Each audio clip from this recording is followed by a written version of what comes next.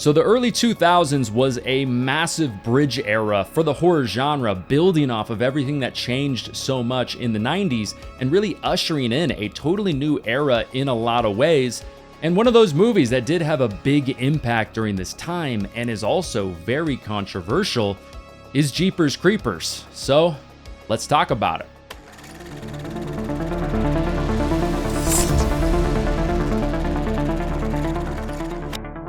What is up, everyone? Welcome to Mad Blood. And first of all, let me know down in the comments down below what you think about Jeepers Creepers. And also, welcome to movie number 1 in my Jeepers Creepers review series. If you guys enjoyed this video, I'll cover the other 3 movies in this franchise as well. But this is a franchise that I only just recently saw. I obviously had heard about it over the years, and it had always been on my list of movies to see and a franchise to see, but I just never got around to it until now. And with this movie, a lot of people do believe that, especially in the early stages, the first half of this movie, a lot of the events that we see were inspired by a real event that happened in Michigan in 1990. A brother and a sister were driving along and some guy passes them like going super fast and all crazy just like in this movie, and then later on they see this guy disposing of like a bloody sheet behind this schoolhouse, and then this guy tails them after that for a couple miles and then disappears. They report this to the police, and then the next day a shootout happens. This guy ends up offing himself. But there's some inspiration clearly with that a lot of people see in this story. So it's got that sort of like based on a true event kind of a thing going on. But there's a lot of inspiration and parallels with other movies that you'll notice right away in this movie. You'll definitely see some Texas Chainsaw Massacre stuff in this movie, Creature from the Black Lagoon, Silence of the Lambs, possibly even you could say The Birds as well here and there. But definitely, there is some Ed Gein stuff going on in this movie as well. Now, before I get more into this movie, let's talk about the elephant in the room. And like I mentioned just a second ago, I only saw this movie just recently, so I never really knew anything about the director of this movie because I never saw the movie. Now, with that said, knowing what I know now, the director of this movie is a convicted piece of absolute shit. Will I say his name? No. Does this director deserve to be labeled more than anything other than just a piece of garbage in society? No. So you might be thinking, all right, well, so why are you reviewing his movie? Well, it's because I don't believe this is his movie. Obviously, with a production like this, it is a massive team effort, and a lot of good, hardworking people have to put a lot of effort into making a movie like this, and I don't think a piece of shit should overshadow the credit that those people deserve to get. And letting one piece of trash just ruin things for the other good people in this production, I don't know, it just doesn't make sense to me. And my video here is kind of a thank you to those other people in the production. There's those good, hardworking people who don't usually receive any of the glitz and glamour. Their blood, sweat, and tears go into making movies like this. They often live paycheck to paycheck, and oftentimes really are the blood and sweat of this entire industry. And again, fuck the director of this movie. And just keep in mind, as I'm saying some good things about this movie, it is 100%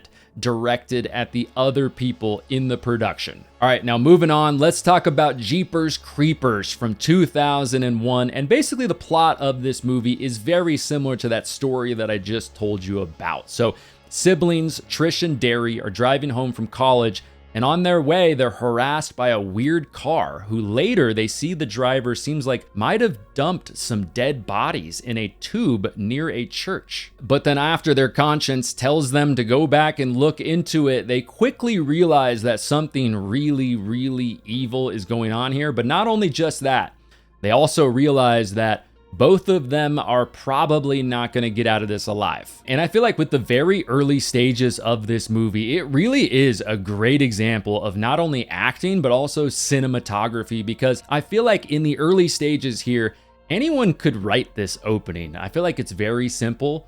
There's nothing really all that unique going on here. It's two siblings on a road trip back home from college. They see somebody, possibly disposing of a dead body. They go back and there's also a car chase scene. They get rammed off of the road. But when you combine the acting of these two, the script, the chemistry that they have together, and also the way that it's filmed, I feel like it looks tense, it feels tense, and it just works for me. So yeah, shout out to the cinematographer, Don E. Fauntleroy, who doesn't have an amazing resume, but does a great job with this one. I think Gina Phillips as Trish and Justin Long as Derry really nail this movie from beginning to end.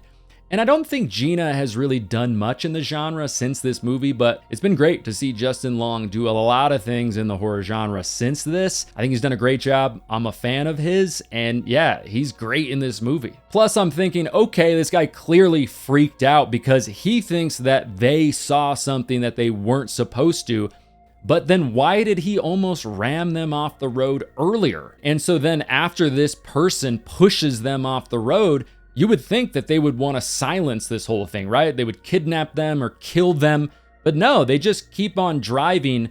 And I'm thinking to myself as I'm watching that, like, okay, there's some mystery here, and I really want to find out what's going on and what's going to happen. And when Trish and Derry finally decide to go back and look to see what is going on inside of that tube, we then cut to this wide shot of the sun setting, and I just get that feeling that something crazy is building here, and I really felt myself looking forward to it, and I felt like there was just some good anticipation with how that whole moment was shot. And especially after Derry finds that first body, he opens it up, this guy is still alive, and he has that like massive wound that's all stitched up across like half of his entire body. Not only is it nasty as hell, but then he looks up and he sees like this Sistine Chapel of dead bodies all over the ceiling of this place.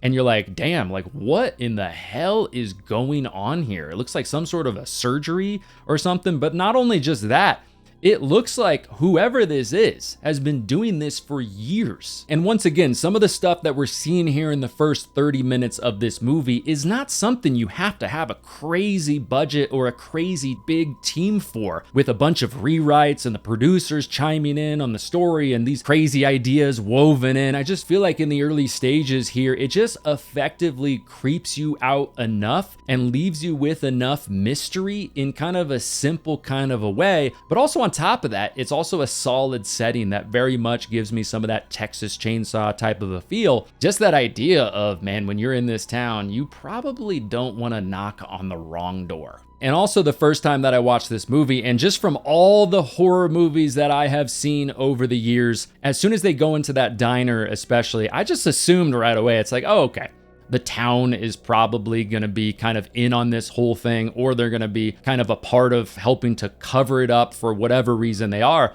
And no, that is clearly not the case. And I liked that creative choice in this movie. And it also brings like a little bit of that Halloween 4 or Halloween Kills kind of a vibe to it, like this town coming together a little bit to try to figure out and solve this madness and take this thing down. And the first time we get a good look at this thing after he murders that funny old lady, I think the creature design with this thing is pretty fun. It's like this demonic burnt fish kind of a thing, but with razor teeth. Yeah, in certain scenes, especially early on in the movie, it looks a little bit low budget to me, but weird and menacing and demonic and pretty scary nonetheless. And also, now that I think about it, it kind of reminds me of those things in that show Midnight Mass. If you've seen that show, you know what I'm talking about. Great show, highly recommend it, but very much reminds me of some of the things that we see in that show. But I also like how they made this thing feel like it's an animal taking the scent of its next target, and the killing in this movie mainly feels like it's instincts, like it's this sort of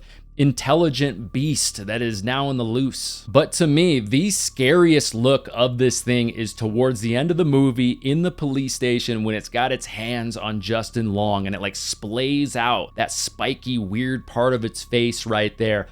I feel like that's kind of nightmare fuel in that moment, and definitely looks like very menacing. I think it's some great creature design, and in that moment, it kind of looks meaner and more demonic than ever. Now, obviously, this movie came out pretty shortly after Scream came out, but I appreciate in this movie that it doesn't just feel like the studio told them to make another Scream movie. It just has a little bit of a hint of that meta stuff. Like in that moment when they run this thing over and Justin Long says it's dead and she says they never are. It's just a little hint of meta. Also earlier on in the movie, they talk about horror movies just for a second. It doesn't feel like it's this big creative idea to hammer us over the head with the stuff that Scream did really well. It more so feels like the kind of stuff that youngsters would talk about, you know? Obviously, a lot of young kids have seen horror movies. That's very normal.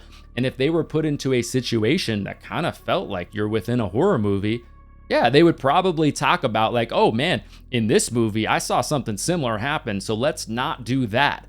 And they don't blatantly talk about that kind of a thing in this movie, but they give us little hints along the way of just a little bit of that meta stuff, which I think actually was done pretty organically well. Now, through most of this story, it's a pretty straightforward, lost in a small town, slasher, supernatural type of a story. But what I also think is fun is we have this other little subplot going on, and it's about the lady who called them on the phone in the diner. And I feel like that subplot is fun because it's always kind of lingering over the main story of this movie, because we learn that this lady is having these dreams. She also saw the bodies. She saw the cats in her dreams. So it's kind of like, why is she having these dreams? Like, what the hell is going on here? And this lady also helps us to reveal a little bit more of what is really going on here in this movie. And she reveals to us that every 23rd spring for 23 days, this thing gets to eat.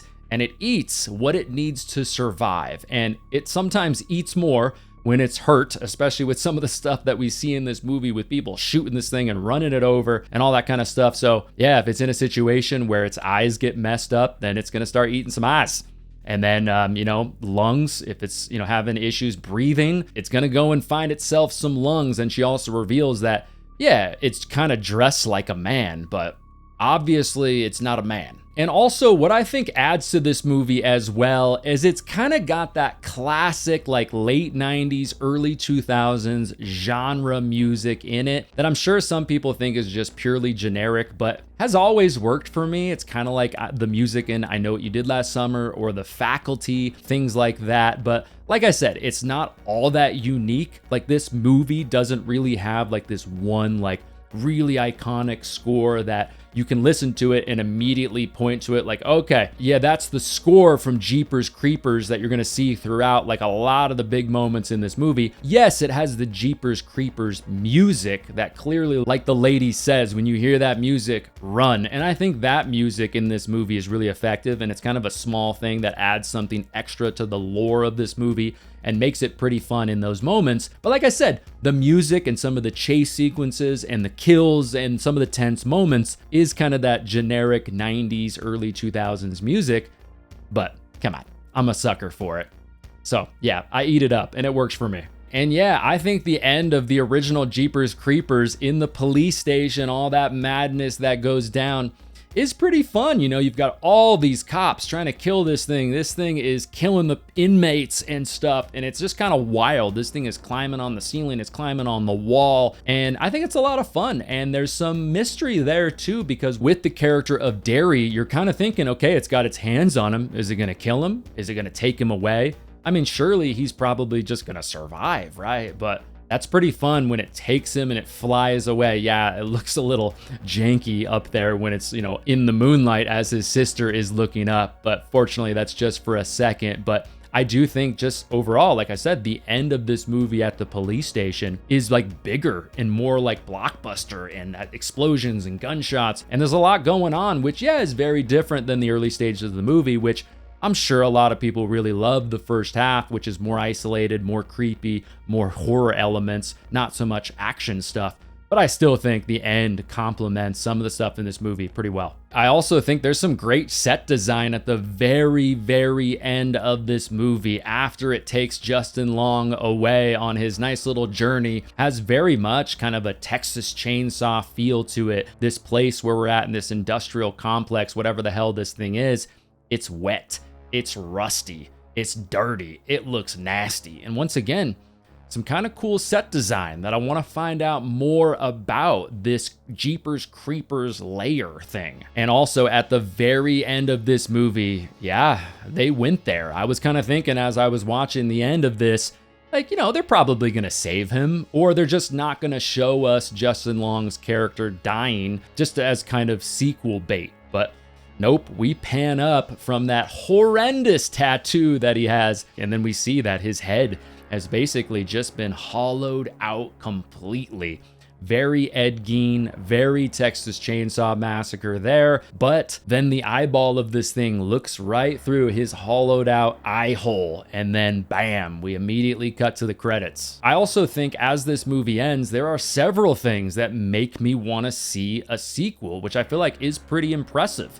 It's kind of like, okay, so what's the story with the lady that has these dreams? Why is she having the dreams? How is she having the dreams? What's the final girl gonna do now? Because she's actually a pretty solid final girl in this movie, so I do want to see kind of what her next steps are gonna be. Is she gonna try to track down where her brother is and try to figure all of this out?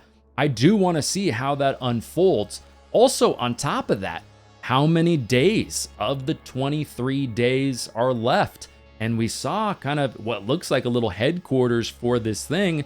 Where is this headquarters located? And again, especially during kind of the first 3/4 of this movie, it's a pretty straightforward supernatural slasher type of a movie. But the way that the movie is filmed, and especially the way that this movie is acted, I feel like it just brings it all together and makes this movie, Jeepers Creepers, one of the better early 2000s slasher movies that we've seen. All right, everybody, that is my review of Jeepers Creepers from 2001. Again, let me know down in the comments down below what you think about this movie.